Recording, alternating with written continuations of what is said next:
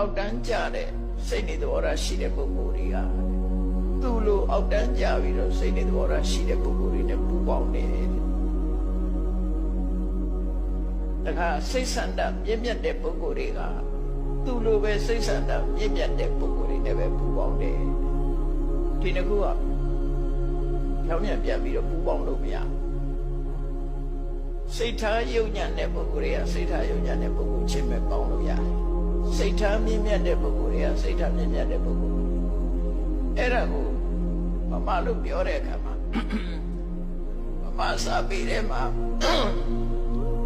အသုံးလေးတစ်ခုရှိတယ်ကောဒေနာကောနောသမနေနာသမနောဆိုရှင်းတော့သုံးကြတယ်ပေါ့နော်ခုခေတ်တော့သုံးတာနေတော့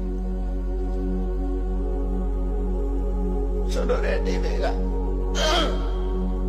ကောဒေနာကောနောဆိုတာနွားရင်းနဲ့ပဲပူပေါင်းတာပဲ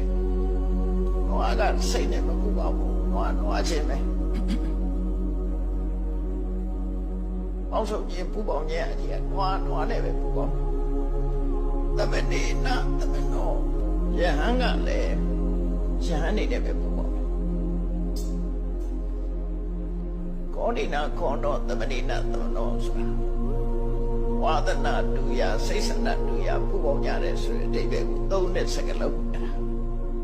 ရှင်းတော့ကတော့သုံးတတ်တယ်အဲဒီရှေးစာအုပ်တွေမှာပါတယ်ကောဒီနာကောတော့သမနေနာသမနောဆို